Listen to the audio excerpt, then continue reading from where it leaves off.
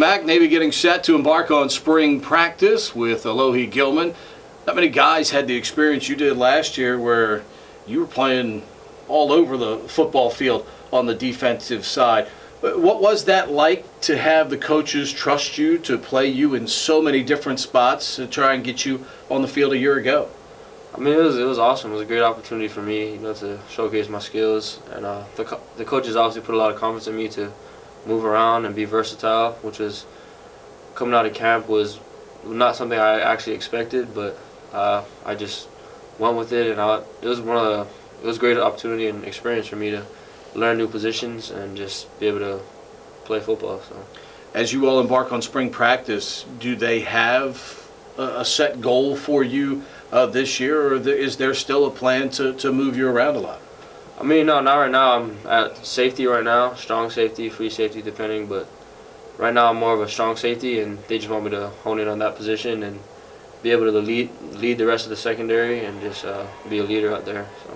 You seem to find the ball a lot, or certainly the person with the ball. What is it about that position where you have to, as I call it, cautious aggression, because you never know, especially with the teams that we play against, you never know when you're going to have to play, pass defense or those short passing games where you come up there and really made a lot of tackles. How do you make that adaptation, especially with a lot of those spread offenses we saw last year?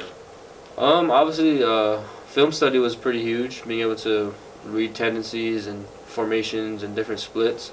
But I think a lot of it just came for me naturally with just instincts, being able to naturally read things and react quicker, one step quicker than the other person. So that's basically it. For you all on the island, what is it like to have someone like Coach Niumatalolo, who has ascended to such a position where not only is he a coach, but he's developed into one of the best in the nation, one of the most successful guys in the nation, and to have that relationship, and if you're good enough to maybe have that availability to you? Oh, it's awesome. It's huge. Just being from a small island, we're from the same hometown as well, small hometown, being able to use him as an example. And every time I go home, there's people who's always asking me, how's Kenny Niumatalolo doing? How's everything going? I see you guys doing good things out there. So I mean, it's good just to get that exposure, and obviously everyone's proud of him back home, and he's doing such big things here that even I didn't really understand, but being around him and seeing how he works and how he takes care of the kids and how he teaches has been probably the biggest lessons I've learned from him. So one of the things I've noticed about him, and certainly, is his pride for his home. And do you feel that same sense, and almost like you're representing your island and your hometown as you come, my goodness, 6,000 miles away, to play? Definitely. Every time I go home and everywhere I go, I see people who are just like, proud of you, good job, keep doing what you're doing. So it's pretty huge, just being able to be from a small town. 'Cause, not a lot of people get out and being able to come to the East Coast, play football, and fortunately I was able to have a good year, so it's huge. I definitely take pride in that. What was the toughest transition playing high school football, and immediately the next year you're playing against some of the best offenses in the country? Initially I thought it was going to be more the physical part, so I was been training a lot, seeing and you get up to speed with these guys. But as I went through the process, I learned it was more the mental side of it, really. Because in high school things are more simple. You learn maybe a couple offenses, a couple defenses. That's it. But being in college, being able to really look at the detailed things. So if you're second late, you're not going to make the play. If you don't make the right steps, you're not going to make the play. So being able to hone down the mental side of it was a challenge in the beginning, but as I got through, I was able to learn more and just go with it. As a DB, how tough is it? And I know, when we watch you all in practice, a lot of it is your mechanics, your footwork, things of that nature. But when you're out there in coverage, a lot of it's hand fighting and it's your feet and your hips. How do you keep that focus so that hand fighting doesn't throw off your feet, your hips, and to make sure you're still doing the things you've got to do to stay in coverage?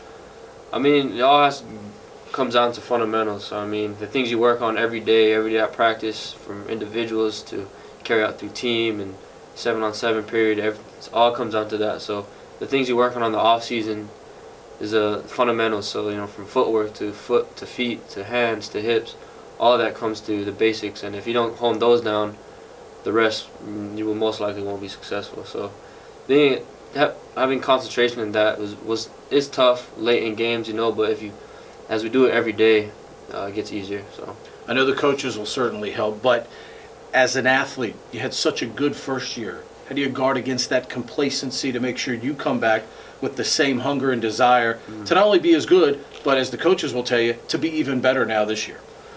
I mean, obviously a lot of it is internal, but so internally, I think I've set a standard for me to always get better, which is a good thing. But I think just seeing everyone else around me, understanding that I have some experience under my belt, and be able to go out and lead some of these guys who may be the same age as me, freshmen, some plebes who are stepping up as well. But being able to impact the guys around me has been probably the biggest thing to help me to get better and to be better than I was last year and set higher goals, higher standards for myself. Speaking of standards, what is it like to play on a team where there are a lot of programs that would look at 9 wins and go, yeah, that's a great job. But within your culture, 9 wins, it's good, but we want to be better.